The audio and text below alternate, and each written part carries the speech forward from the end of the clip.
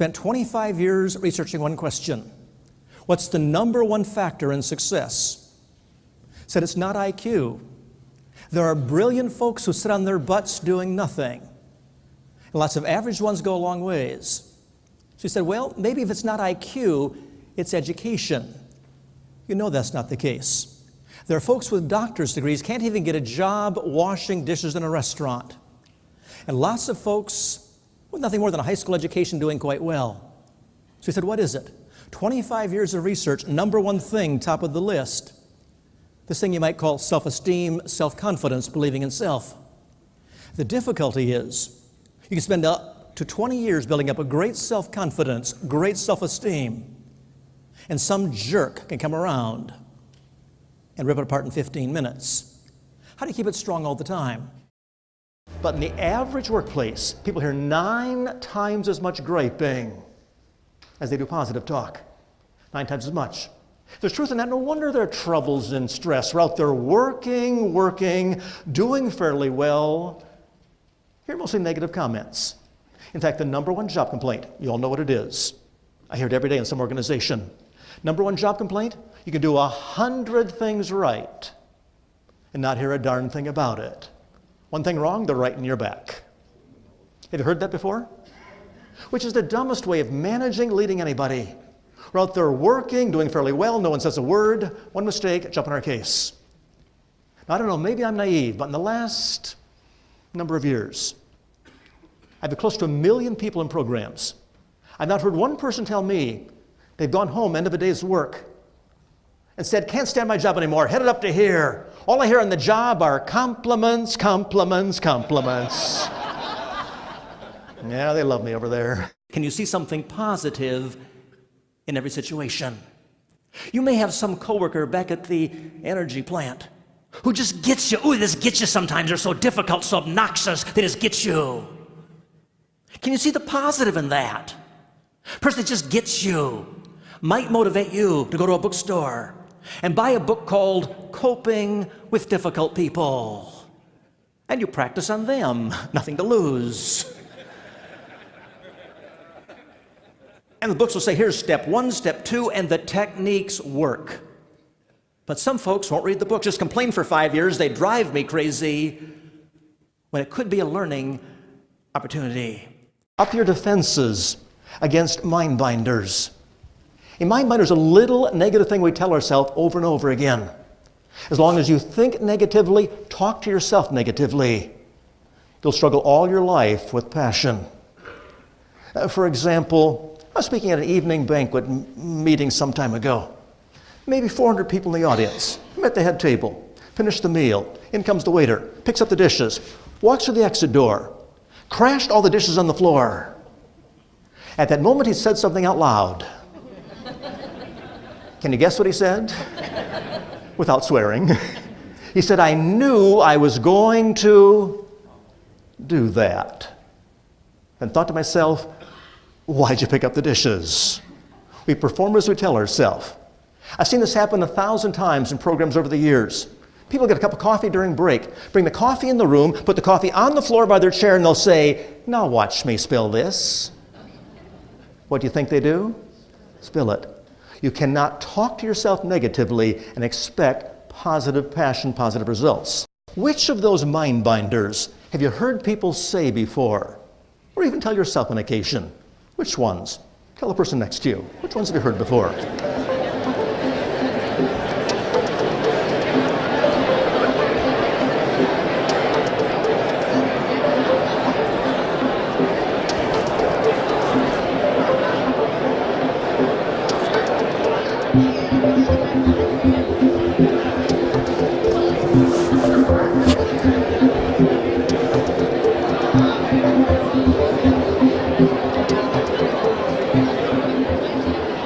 Just help me out for a little bit. Which of those mind binders have you heard people say before? Yeah, probably all of them. Which ones most frequently? Number one. Can't remember names. How many have a hard time remembering names? People say to me, Alan, that is not negative thinking. It's just plain reality. It has nothing to do with reality. For example, your first name here is? Denny. Denny might say it's true, Alan, no good at names. I could say disagree, but you're an expert. I'll make you a deal. I'll pay you $100 for every name at this conference you learn between today, end of the conference. Every name you list, $100. But he would know lots of names, end of the conference. He'd get the registration list, he'd make flashcards, he'd skip sessions. Which tells me always had the ability, just didn't have the what? Yeah, motivation, right. A basketball player said, my coach has lost it, he's off his rocker. He said, go down to his office, see if he was there. He said, heck, he had a telephone, he could have called and found out himself.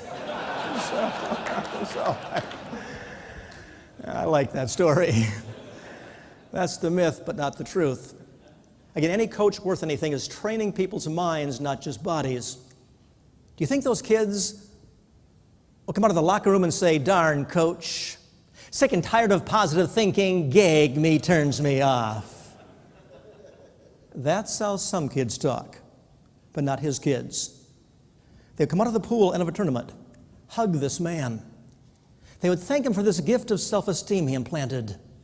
He had 5-year-old kids believing they'd grow up and become world record setters, and they did time after time.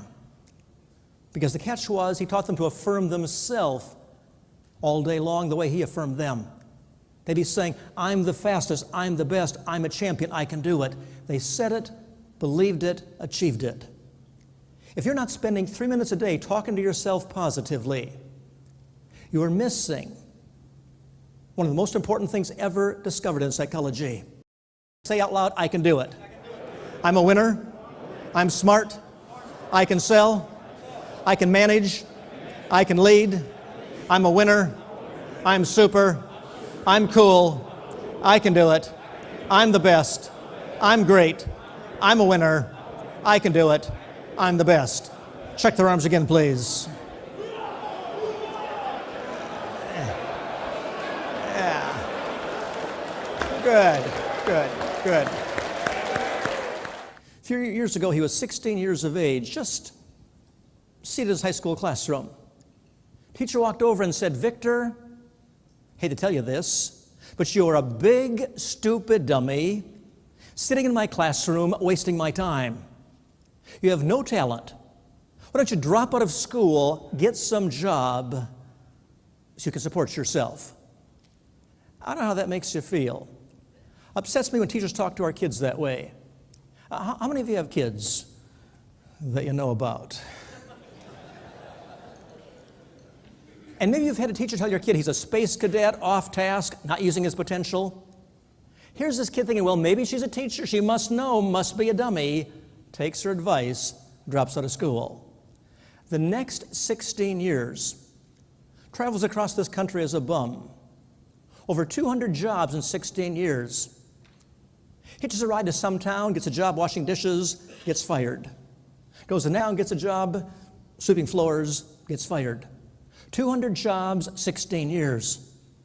And said every single morning, get up and tell myself, you're a dunce, you're a dunce, you're a dunce. Teacher said at first, now he told himself the same thing. Said I would dress this dunce in the morning. I'd shave the dunce, go to work as a dunce, act like a dunce, be paid like a dunce. But an amazing thing happened. After 16 years of that, some psychologists taking an IQ test said, let's take this bum off the railway track, see how smart he is compared to average people like us. Gave him an IQ test. Found that his IQ was 175 points, which really isn't too bad. Wasn't a dunce, absolute genius. Didn't all of a sudden go to college, vocational school, get some credits. He said that one piece of feedback changed my whole life. Got up the next morning. Instead of saying he was a dunce, got up and said, hey man, you're a genius.